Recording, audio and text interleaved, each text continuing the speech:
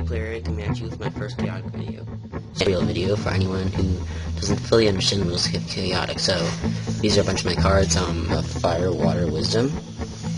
Again, Outperform, Power 5, and Initiative Fire. So you're probably gonna go first. The Love Ninja, he's amazing. I'm gonna call this Mania Desert Raiders deck. Ultra rare Headmaster and Kaija. Ooh, these brand once again. Probably my favorite pull today. Elemental. This is up YouTube. Speed Player right here coming at you with another match on Trade Cards Online. What is up YouTube? Speed Player right here, and what I have is 288 packs of Secrets of Velocity Alliances Unraveled. What is up YouTube? Speed Player right here coming at you with another live TCO match for Chaotic. So my recently posted deck review of Phoenix Rising has been doing pretty well views wise, and I really wanted to show you guys a match that I did with it. I've done 3 so far. I had picked this one because one of them was abandoned. The other one I didn't really want to do. And this one I also wanted to show because my opponent here is using a deck that I really like, and I wanted you to see it against a good deck. Because this was a tough match. I made a couple mistakes, he made a couple mistakes, he got down to the wire. But yeah, I enjoyed playing it. So in case you're not familiar or you didn't see the deck review, I'll link, you'll see an annotation popping up if you haven't seen the deck review yet. You can go check that out if you want, but it's basically Rothar with the Phoenix Belt, then using Bodal Flamegel Researcher to bring it back. I have Tangoth in here to defend Debani, Nom, and Bodal. Nom gives Bodal Earth, Debani gives counters to Nom, the cycle repeats. Having all those tribes gives Tangoth his full range of abilities. My opponent is using an Overworld Elemental deck, and I really like the spin of 2 cults, because then that lets you feed counters directly to interest, plus whenever anybody wins, the Ikitoshas give them counters, so great overworld deck, counters and elements. What more do you want? So I went Rothar into Ikitosh for the first one. Ikitosh has Pauldrons. This deck is more focused on fire and water and a bit of air and a bit of earth, so that's why it's stronger, because the less air the better really for an overworld deck. Also the elements on the side less make it work.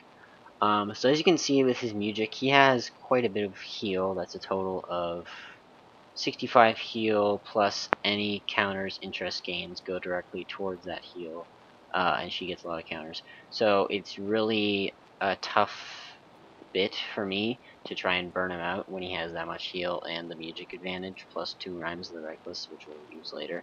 So I'm trying to use... He played first the Song of Resurgence. I tried to Interruption, played my improvisational melodies to try to get him down. Now you can see he's played his Whirling Whale. In case you didn't notice in the beginning, this is a different music deck. I did this match before I posted the deck review, so that's why the music deck looks different, as well as a couple of different locations. But it's basically the same, and I changed it afterwards. Yeah. We're sped through this already. I'm already low in energy. Rhymes of the Reckless, my Ash Torn on Rothar. I used Vodal's Expend to bring back the belt, but I didn't get to sack it because that music killed me. And as I said, Ikitosh gains 2 counters because there is 2 of them. So now his location is Elementir, which he's attacking Rothar, so I'm going to gain energy as well. And then Heptad gains 40 in total from his Battle Gear, Citadel Fragments, and the location. So this is getting tough because I can't deal enough burn to take out a high energy Heptad with an interest with 3 counters, plus he still has more heal, which you will see. Rothar does put up a tough fight though. Get the Dry Liquid.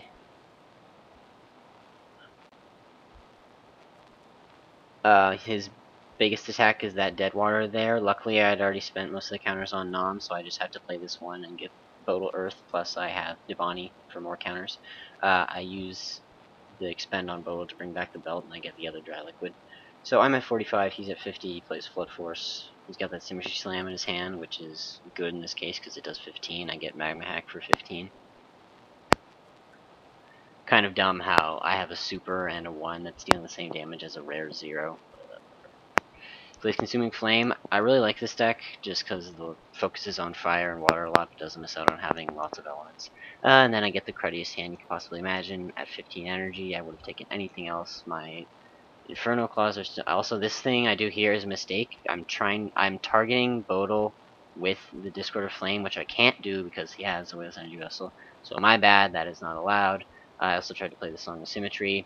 But in the, what I do, I tried to destroy. Well, I destroyed his fragments, but I'm not allowed to do that because the Wheel's Energy Vessel stops that in the first place. But it's fine. It's fine if you make a mistake if you lose the battle, because if the mistake was to your advantage and you lose, then what under the bridge. And I do lose. I use the fire ring to code myself. Heptide gains 2 counters, and it is not looking so good for me. So I've lost 2 of my 3 fighters, and he's just getting more music. And I have 1 music left, and I'd have to sack my flutes, and I don't want to sack my flutes here because any counters he gains are to his advantage with interests. And cults are basically there for handing off counters. If he lost his gear, he would use them as well. Pits, we skipped. He skipped the attack. Then his location was Castle Momark, which is good for me. I got to sack Divine and bring back Rothar.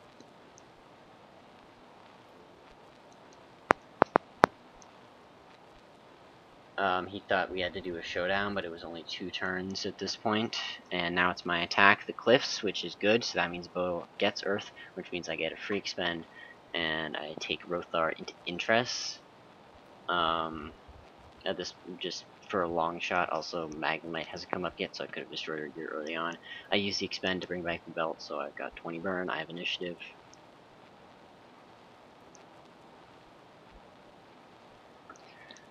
He was saying his interest had 95 power, which is BS because max interest power is 75. Trust me, I had 3 with 75. Anyways, I get to go first. I already seen this deck, I'd already voted on it, so I knew he had 2 rhymes. So I didn't play the Fire Ram right off the bat because I knew he'd rhyme it. So it's better for me that he just rhymed the Primal Smash, because that means I'm pretty clear to play Fire Ram. Although he still does have that counter and interest, and then 2 on that Ikatosh, which he can cast a Fluid Fugue with, which also hands off a counter to interest, so that's not at all good. No, but that's why I love Overworld decks, just like the massive spread of counters and the heal you get to do. Yeah, so almost negates Fire Ram entirely. Actually, I don't even think he did the extra counter and interest. Ugh. Well, not my fault. Inferno Claws. The Elemental Psyblast was actually doing 20 or 15 damage consistently. I think that's an underlooked attack just because it's like Zenith and not common and there's no elements on it. So yeah, Rothar was biting the dust anyways, so I decided to get Fire Ring out of the way, just kill myself. That's one thing I kind of like about Fire Ram. You know, when you have zeros and you've just given up on the battle, and then your opponent is playing their zeros, you can just kill yourself and end the battle and not let them cycle their hand for any further. Training Grounds, really good location for interest because you take a bit of damage, but then she also gains 2 if she wins. Plus, she sells 2 touches. So yeah.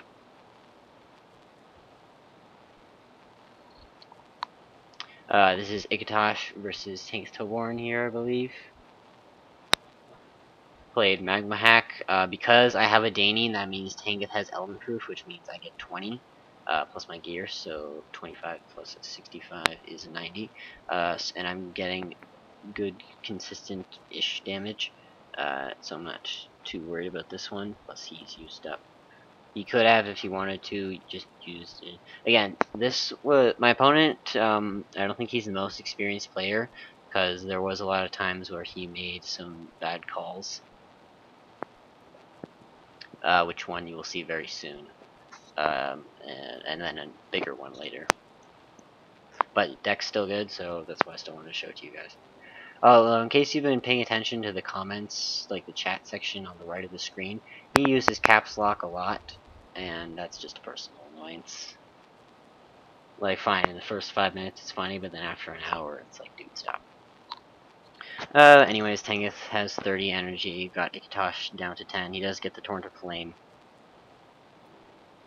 And his deck is mostly Fire Water. Yeah, the Purifying Mud's in there as well. So if he really wanted to, I guess he could have turned the dragon out with Tank. But then I get the Prowl Strike, so then it's he couldn't survive anyways. So that was good. That was my first victory of the match actually, when I'm down to half my creatures in one fighter.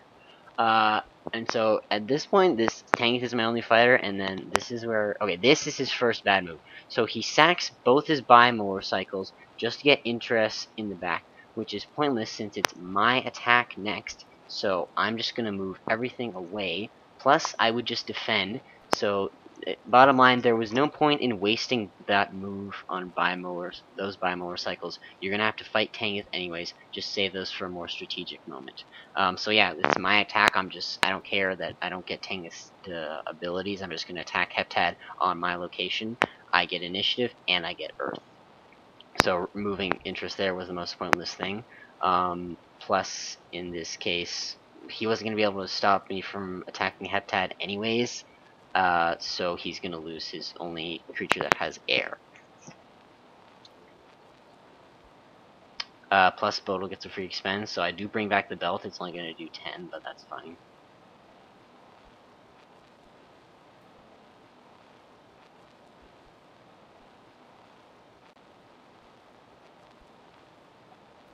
Oh, he also has that tornado tackle. Just getting through a bit of shuffling. I think I skipped over this in a few seconds. So yeah, at this point, as we're just cycling through a bit of nothing here, you can see that the major weakness to this deck is lots of heal. So most overworld decks outlast this one. Anything where Nadger and Fluent Foe is gaining a crap ton of counters. Drabe, Karava, stuff like that. There's no way I can run a denying Dirge, so that because there's no way to. I mean, if I really wanted to, I could just give one of Devani's counters to Rothar, but I don't want to do that. So we play the Tornado Tackle there. If we exchange a few attacks, so then that means I get my attacks back, which means I get Prowl Strike back. So yeah, at this point, it's just Tangith against an interest. I have to add 2 cults and an Ikatosh. Obviously, I can beat the cults, and I'm currently beating the Heptad. One thing he should have done, though, is I think his attack deck got messed up about here, so he'll be playing stuff, but I can't see it. When I was screen capping it, you can't see it. But, 2 counters on interest, that's 40 energy on Heptad, so I would have just risked it since now Tanith is there, interest is all the way down there, which is a totally dumb move because now I can just get them away and won't be able to attack. And now the cults are kind of useless now, but still I just get to have a free reign and not have to deal with interest. So Carnival of Confusion is his location. Tries to attack Tanith with Ikatosh, but obviously he can't since the spaces are not adjacent, so he just moves stuff.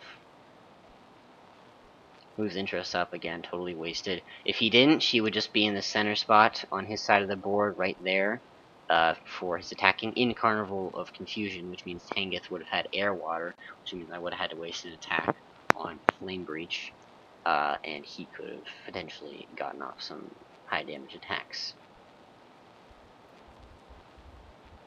Bodil's Arsenal is the location, so I bring back a belt, he brings back a cycle. I just move up because there's no one I can attack. Training grounds, so he sacks the Biomower. Him moving interest up it's fine. He would have been able to attack Bodil anyways, but I don't bother defending. And this is kind of weird because I saw he sacked both of interest's counters, and she would have had more energy.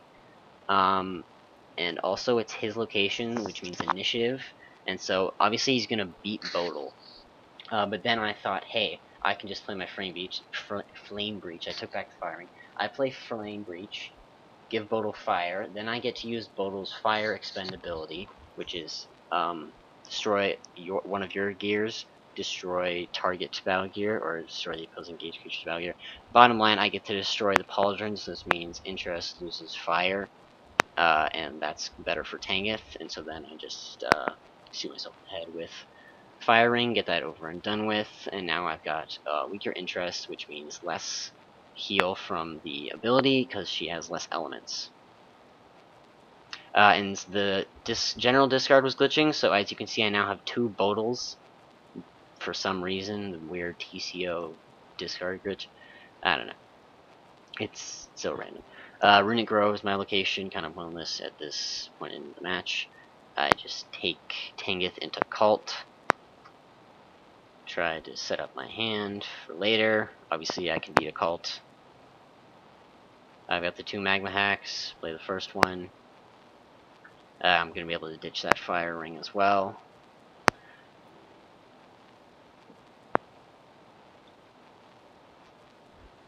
And I draw Ash Torrent, and as I said, I get to ditch Fire Ring. So it's down to just Tangith and Nom, and now, like, I'm sorry if this sounds mean or anything, but this next bit is the dumbest move ever. Like, Portal Forest, this comes up, I'm like, oh crap, just attack Nom! Attack Nom! Why would you not attack Nom? Like, I can't defend him. Nom is giving me energy. Nom is helping me win. Like, sure, I'm not using his ability, but why would you not attack Nom? That means I would have to, because let's see, he would attack Nom, Interest most likely win, I assume. I'd have to attack Cult, and then this match would just go longer, and he'd probably have a better chance of winning, plus that means 1 more counter on Interest. So, I'm sorry, Black Obelisk, if you're watching, but that was kind of not a smart move to do, because, Interest does have a bit of heal, but my good attacks are starting to come now. You saw Magnemite, the Magma Hack, Infernal Claws is still going to do 10, I have the 2 Flash Warps. We're getting down to the wire here, as you can see, 20 and 20. If you remember earlier, the Tornado Tackle made us both shuffle our attack decks, and that means I got Prowl Strike back, and that means he can't heal, and that means Strongest Fighter gone, Tangith wins. So yeah, attacking on a Portal Forest, not worth it. I took out Underworld City after this match, as you saw in the deck review. Just move it up, and I think he takes Ikitosh into Tangith in Star Towers concept for 1 last-ditch effort. Star Towers is a good location for moving counters around, if you have high wisdom, which he did. So yeah, Nom's still around, which means I still gain energy on my opponent's turn, so Tangith goes to 80. So, like, there's no way you could explain to me why that was a good idea. Like, just don't. Like, so hopefully he learns from that, because, you know, the losing is one thing, but not learning from your losses is another thing. So a good player is not defined by how they win. A good player is defined by how they lose and if they learn from their losses. So just remember that. So I get the Fire Ram, and at this point the match was conceded. So good match from Black Obelisk there. I think he's a new player. I actually really did love the deck idea, and if I had a Heptad, I'd make it in a heartbeat. Actually, I don't think you really need Heptad to make it. Yeah, so great deck idea. Anyways, guys, I thank you for watching my videos. I hope you enjoyed. Quick question though, I try to do for these TCO videos, I try to not repeat decks, like in case, like if you look at the playlist, I'm using a different deck every time, except the one time I did repeat a deck was in the tournament we did in almost a year ago, actually. I think it was November.